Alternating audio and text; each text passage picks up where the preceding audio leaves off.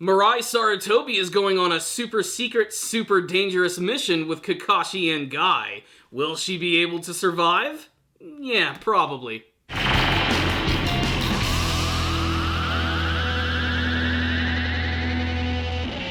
Greetings, my friends, it's ninja time. It's time to talk about Boruto, Naruto Next Generations. And can I just go ahead and say that this was a charming-ass episode of the series, definitely evoking a lot of the feelings of the original Naruto show, as well as bringing back a character that I really didn't expect to like as much as I did, and that's Mirai Sarutobi, the daughter of Asuma and Kurenai. She's already appeared a couple of times in the series, and even had a few moments which were pretty damned incredible, but this looks like it's going to be an arc which is completely dedicated to her, and I think that's going to be a lot of fun.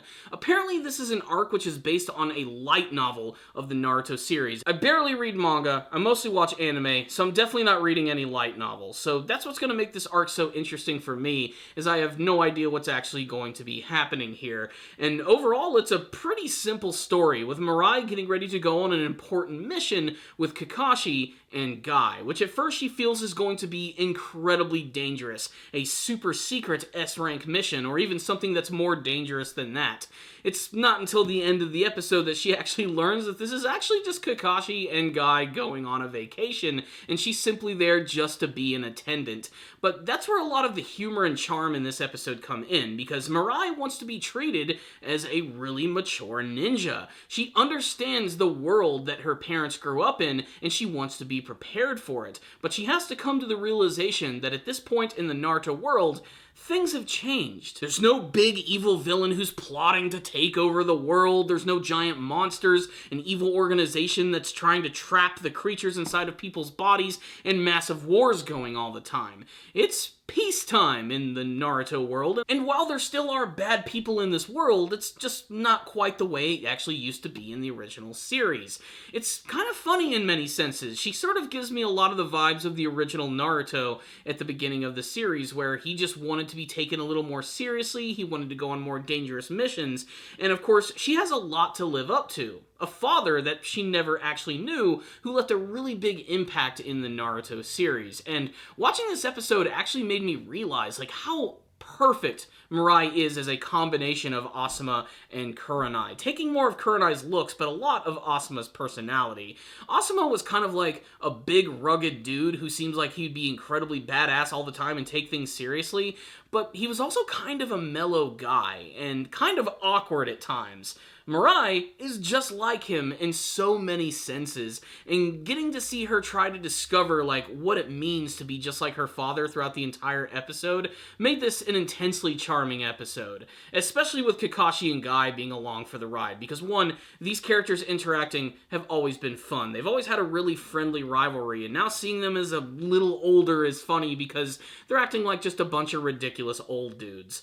Although, I do think it's a little strange that when they actually go on this mission, they're trying to do it undercover. They don't want to look like ninja, but that's not stopping Kakashi from wearing a ninja mask. However, what I find most interesting about this episode is that I actually thought that it was going to be just sort of like a standalone, simple one-episode thing. It looks like this is actually going to be an arc which is completely dedicated to these characters, which is kind of a bold decision, I have to say, considering that we're actually getting away from the main cast, spending time with a character we've barely ever seen before, but also managing to bring back two characters who used to be standbys of the original, which again, we haven't seen in a long time. This is definitely an episode that I think is made for more of the hardcore, long-time Naruto fans, and considering that I am one, they kind of had me won over from the beginning. But like I said, most of this episode is mostly just Mirai discovering that this is not actually going to be a big, important mission, but it's basically just the characters going on vacation. Originally, she thought that this was just going to be a 2-day affair, until Kakashi reveals that it's actually going to be a big 20-day vacation, so she's going to have to learn to get a little more comfortable with these two ridiculous characters who are going around playing carnival games and trying to get their picture taken at the tree where apparently Makeout Paradise, the movie, was filmed. It's funny moments like that that remind me that while Kakashi and Guy are expert badass badass ninja, they're also total goofballs. Now, one aspect of this episode that does have me really excited for the future of where this arc could be potentially going is that they're apparently going to the Land of Steam. And the Land of Steam is known for two things. One, hot springs. And the other thing, it happens to be the hometown of Hidan of the Akatsuki, one of the most infamous villains from Naruto Shippuden, and he also happens to be the villain that killed Asuma, Mirai's father. So there is going to be some sort of a connection going on here, whether we see more of Hidan's family, or maybe they're even going to dive into the whole Joshin religion thing.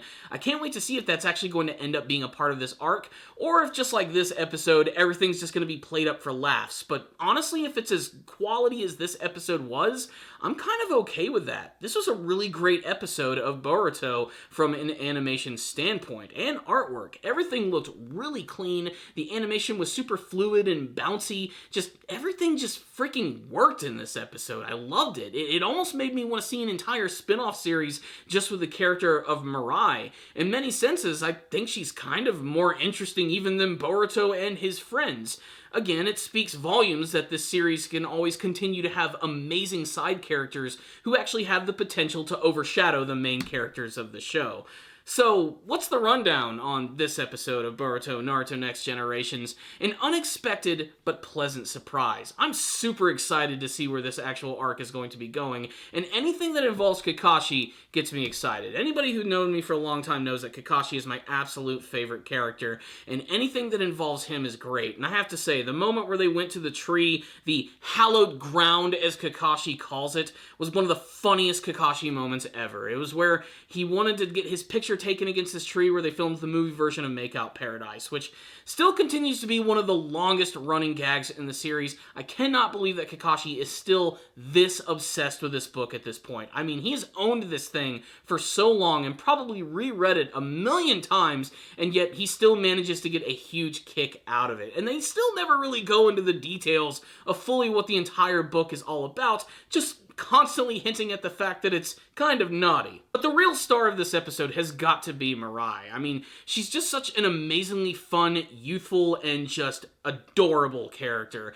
But she also has the ability to be a competent ninja as well, and she desperately wants to prove that to Kakashi and Guy throughout most of the episode. She also has this funny little quirk where her inner monologue always manages to pop out at times, like when she's talking to Boruto about this big mission of having to protect Kakashi, the 6th Hokage, and in her head she's always saying, and Guy too, but never actually saying it out loud. It's a really funny moment from her, and like I said, just her overall energy just sort of like carries this entire episode. That and the fact that while she can be kind of like a downer at times with the fact that this isn't like a mission she was expecting, she can still get behind a lot of the exciting things in this episode. That and of course a very touching scene between her and Kakashi where Kakashi reaffirms her that she's very much like her father and can more than live up to what he actually was. Because again, that's what's so unique about her character. Everybody knows Asuma, but she never had an opportunity to know him, and throughout her entire life, she's probably been constantly compared to him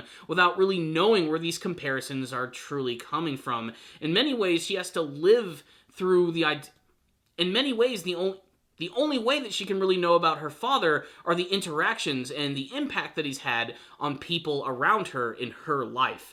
It's pretty freaking fascinating, I have to say, and for them to be able to like pull that all off in a single episode is really great. It makes me want to see more of Mirai in the future. It's also great that we have another character that Boruto and his friends can look up to who is still young, but not that much older than them, who still has a lot of things to learn, especially because, like I said, the biggest thing about this episode and something they constantly remind you is how things in this world have just changed so dramatically.